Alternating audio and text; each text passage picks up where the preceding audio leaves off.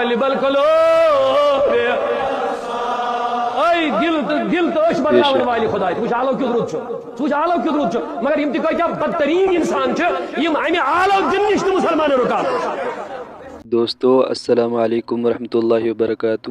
کیا حال ہے دوستو؟ امید ہے انشاءاللہ سب لوگ خیر و عافیت سے ہوں گے. دوستو آج ہم جانیں گے کہ کیا تراویح کے بعد جو 4 رکعت کے بعد ہم جو بیٹھتے ہیں، سب سے پہلے ہم 2 رکعت نماز پڑھتے ہیں، اس کے بعد پھر 2 رکعت کے بعد جب 4 کمپلیٹ ہو جاتی ہیں تو پھر ہم اس میں جب بیٹھتے ہیں تو کیا اس بیٹھنے کے دوران ہم تراویح کی دعا پڑھ سکتے ہیں؟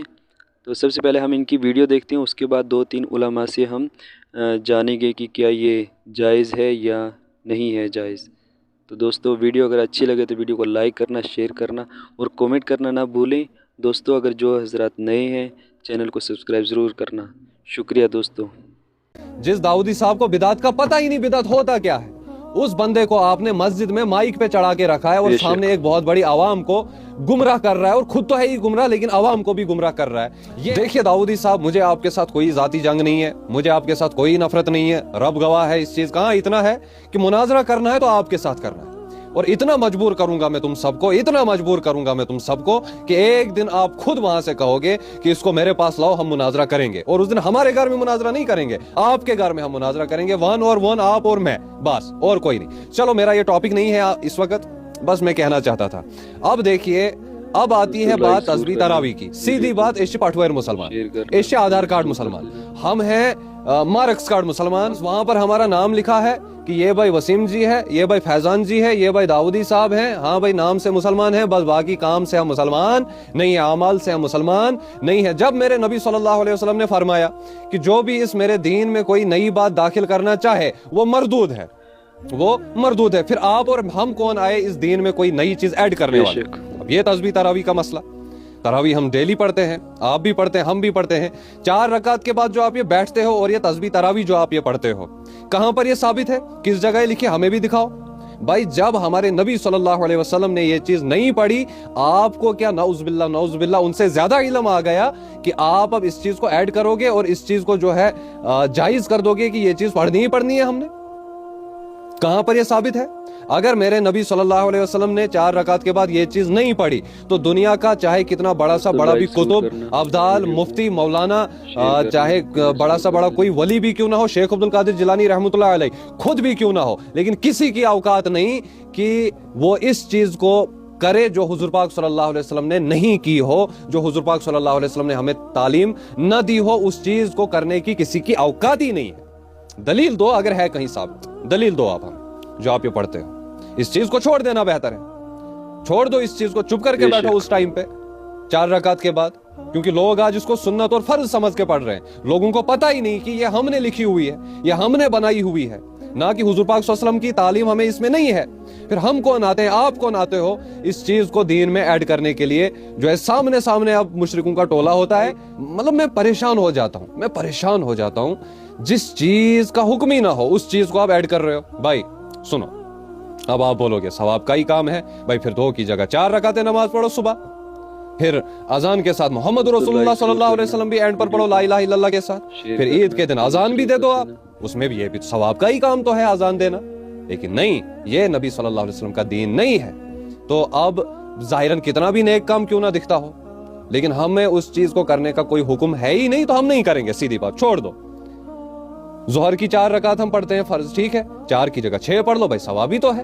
1-2 بار اور الحمد شریف آئے گا پڑھنے، سورہ فاتحہ آئے گا پڑھنے، ہے نا؟ ثواب کا ہی کام تو کیا. یا اذان کے ساتھ یا عید کے دن اذان دے دو، ثواب کا ہی کام تو ہے. نہیں جی اس کا حکم نہیں ہے، جب اس کا حکم نہیں ہے تو اس کا بھی حکم نہیں ہے، پھر اس چیز کو بھی آپ چھوڑ دو. جہاں پر بھی آپ وہ چیز کرو گے جو دین میں نہیں ہے، جو اللہ کے احکام نہیں ہے، جو حضور پاک صلی اللہ علیہ وسلم کا طریقہ نہیں ہے، وہاں پر آپ ہمیں سامنے چٹان کی طرح کھڑا پاؤ گے. باقی ہمیں آپ سے کوئی ذاتی دشمنی نہیں، کوئی مسئلہ نہیں ہے، کوئی کچھ بھی نہیں ہے. بس یہ ہے کہ جتنا دین ہے، جتنا ہم تک دین پہنچا ہے اتنے دین پر چلو، ایڈ کرنے کی ضرورت کوئی بھی نہیں. بس یہ چیز ہم کہتے ہیں، اور دوسری چیز ہم کوئی نہیں. جس داؤدی صاحب کو بدعت کی تعریف پتہ نہیں، جس داؤدی صاحب کو بدعت کا پتہ ہی نہیں بدعت ہوتا کیا ہے، उस बंदे को आपने मस्जिद में माइक पे चढ़ा के रखा है और सामने एक बहुत बड़ी आवाम को गुमराह कर रहा है, और खुद तो है ही गुमराह लेकिन आवाम को भी गुमराह कर रहा है। यह है आज के मुसलमानों के आलिम, जिनके कंधों पर इस्लाम की जिम्मेदारी है, जिनके कंधों पर दीन की जिम्मेदारी है। उन लोगों को बिदात की तारीफ का पता नहीं है और चढ़े हैं मस्जिदों पे, मिंबरों पे माइक लेकर आवाम को गुमराह करने। इन खुदाई सुन अजाब क्या केस नहीं आएगी अल्लाह रब्बुल इज्जत की पकड़, तो फिर क्या होगा? हमें कुरान की तरफ आ जाएं, जो कुरान में हमें अल्लाह रब्बुल इज्जत ने फरमा दिया, या अय्युहल्लज़ीना आमनू अतिउल्लाह व अतिउर रसूल। बस यही है उसूल, सीधी बात। कुरान की तरफ आओ, हुजूर पाक सल्लल्लाहु अलैहि वसल्लम की जिंदगी की तरफ आओ, शिरक भी खत्म, बिदात भी खत्म, दीन हक गालिब होकर रहेगा इंशाअल्लाह। दोस्तों आइए जानते हैं हम दूसरे उलमा से जानते हैं कि ये जायज़ है कि या नहीं जायज़ है। तरावी की 4 रकत के बाद कौन सी दुआ पढ़ें? अगर अक्सर मसाजिद में 4 रकत के बाद तस्बीह तरावी पढ़ी जाती है, क्या ये पढ़ना मसनून है या कोई भी जिक्र कर सकते हैं? मोहम्मद गयासुल हक टेक्सला से। 4 रकत के बाद ये जो तरावी की मखसूस दुआ है वो मुझे तो याद भी नहीं है, क्योंकि साबित ही नहीं है तो हमने याद भी नहीं किया। वो ज़िल जबरूती वल मलकूत इस तरह के कुछ अल्फाज पढ़ते हैं लोग, तो किसी भी हदीस से साबित नहीं है, तो कोई भी जिक्र किया जा सकता है, चुप भी बैठा जा सकता है। असलाफ से ये बात साबित है कि वो 4 रकतों के बाद थोड़ा आराम किया करते थे, वक्फा किया करते थे, उस वक्त में आप कुछ भी कर सकते हैं। अस्सलाम वालेकुम वरहमतुल्लाहि वबरकातुहू। तरावी की 4 रकात के बाद एक और कंफ्यूजन बहुत ज्यादा लोगों के दरमियान रहता है। बहनें भी सवाल करती है कि भाई हमें यहाँ पढ़ना क्या चाहिए, कौन सी दुआ पढ़नी चाहिए, कौन सी सूरत पढ़नी चाहिए, अल्लाह से क्या मांगना चाहिए। एक दुआ तो बहुत ज्यादा मशहूर और मारूफ है और लोग इसको सुन्नत समझकर पढ़ते हैं, यानी सुब्हानल मुल्की वल मलकूत, इस तरह की कुछ दुआएं, सुब्हानल मलिकिल कुद्दूस वल जबरूत, इस तरह की कुछ दुआएं हैं। ये दुआ याद रखिए, इसका पढ़ना सुन्नत नहीं है, ये अल्लाह के नबी सल्लल्लाहु अलैहि वसल्लम से साबित नहीं है। हाँ, 4 रकात के बाद आप कुछ भी अल्लाह के सामने मांग सकते हैं, कोई भी दुआ पढ़ सकते हैं। आप रब्बना आतिना फिद दुनिया, आपको याद है, ये पढ़ सकते हैं, दरूद शरीफ पढ़ सकते हैं। थोड़ी सी देर ठहरना चाहिए और जब तक हम ठहरे तब तक कुछ मांगते रहे। तो मैं इसलिए बता रहा हूँ कि लोग इसको सुन्नत समझकर पढ़ रहे हैं, इसलिए लोगों को बताएं कि भाई सुन्नत नहीं। उसके लिए जरूरी है कि इस वीडियो को दोस्तों में जरूर शेयर करें। बहुत शुक्रिया। तारावी की दुआ जो हर 4 रकत के बाद पढ़ी जाती है, बहुत सारे लोगों ने उसके ताल्लुक से सवाल किया कि अगर वो दुआ याद नहीं है तो क्या तारावी नहीं होगी, या फिर वही दुआ ही पढ़ना पड़ेगा, या कोई दुआ और भी है जो उस वक्त पढ़ी जा सकती है। याद रखिएगा कि तारावी की नमाज में हर 4 रकअत के बाद जो मशहूर दुआ पढ़ी जाती है, अगर वो याद नहीं है तो रब्बना आतिना या दीगर कुरान और अहादीस में दुआएं हैं, वो दुआओं में से जो भी आपको याद है आप उस वक्त को पढ़ सकते हैं।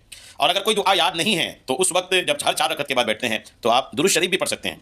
कोई ज़रूरी नहीं कि जो मशहूर दुआ है उसी को पढ़ेंगे तभी तारावी होगी, ऐसा नहीं है। इसलिए तारावी को मुश्किल मत बनाइए, आसान बनाइए, तारावी की नमाज अदा कीजिए। ये जो 4 रकत तरावी के बाद पढ़ते हैं ना, सुब्हानल मलकूत वल जबरूत, इस तरह की कोई लंबी चौड़ी दुआ है, ये कहीं भी साबित नहीं है। लोग इसको चूंकि सुन्नत समझने लगे हैं तो इसलिए इसको छोड़ देना चाहिए। दोस्तों लाइक तो 4 रकत के बाद कुछ भी साबित नहीं है, बैठे रहें, खामोश बैठे रहें, कोई भी जिक्र कर लें, कुछ भी ना करें, दुआ मांग लें, सब जायज़ है।